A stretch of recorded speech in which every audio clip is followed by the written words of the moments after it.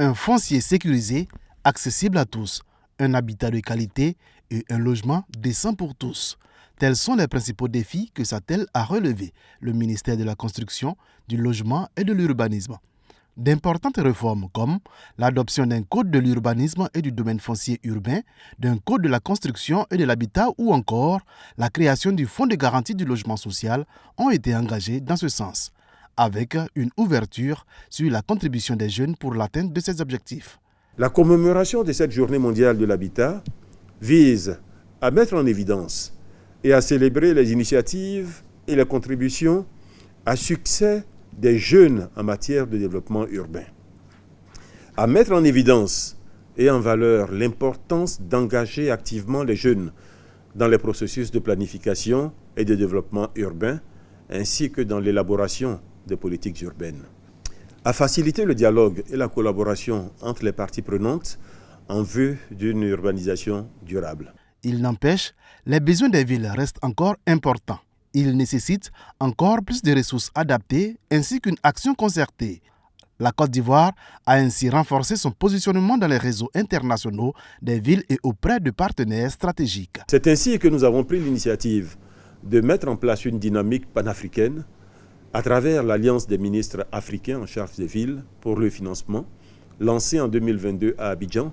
Le ministère de la Construction, du Logement et de l'Urbanisme siège également au conseil d'administration de Shelter Afrique, qui est la seule institution panafricaine de financement qui accompagne exclusivement la promotion de l'habitat et du développement immobilier en Afrique. En outre, la Côte d'Ivoire est membre depuis mars 2024 du réseau Habitat et Francophonie, une organisation internationale qui a pour but de rendre plus effectif l'accès pour tous à un logement sain, décent et financièrement abordable, en particulier pour la jeunesse dont le gouvernement veut significativement améliorer le cadre et les conditions de vie.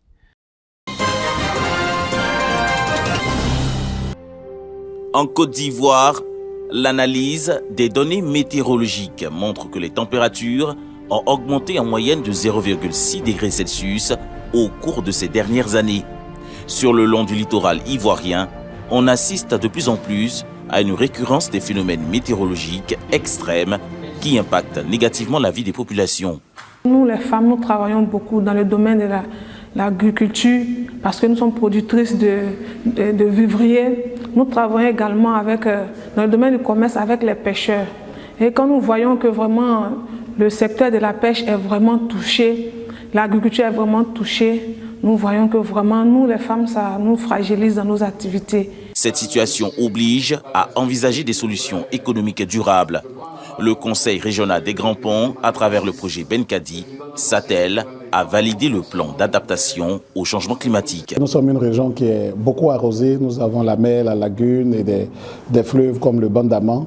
Nous avons la Ngebi et beaucoup de cours d'eau qui arrosent notre région et qui nous met au premier plan des effets du changement climatique. Donc nous devons nous donner des armes et des outils pour pouvoir être très résilients et faire face donc à ce fléau qui aujourd'hui est une problématique nationale et internationale. L'atelier a permis, entre autres, d'identifier les actions prioritaires pour l'adaptation aux effets des changements climatiques en prenant en compte le genre et l'inclusion sociale. Institut de cardiologie d'Abidjan. Ici sont pris en charge les malades du cœur. Le traitement peut être coûteux. C'est pourquoi la prévention est de mise avec le dépistage. Ce matin, dans les jardins de l'Institut, plusieurs candidats au dépistage viennent consulter gratuitement. Prise de la tension et du poids, suivi de questions d'usage. Un diagnostic est ensuite établi. Il n'y a pas d'âge pour prendre soin de sa santé. Voilà. Il y a des bébés qui meurent et des jeunes qui meurent. Selon l'actualité récente, il y a plus de jeunes même qui meurent ces derniers temps que des personnes âgées. Donc, j'ai décidé de venir consulter pour essayer de voir l'état de ma santé. Il y a des fois, on te donne les papiers pour faire les examens, ta main n'arrive pas. Quand c'est comme ça, ça pèse sur nous. Et puis, ça peut créer problème encore. Donc, quand c'est comme ça, on prie Dieu pour qu'il nous aide. Comme aujourd'hui, ils sont là. Cette campagne est relative à la Journée mondiale du cœur Objectif, interpeller les populations sur l'importance du dépistage des maladies cardiovasculaires. Aujourd'hui, les maladies cardiovasculaires sont les premières tueuses au monde. Elles tuent plus de 17 millions de personnes chaque année. La prévention, c'est elle qui coûte moins cher, c'est elle qui revient moins cher.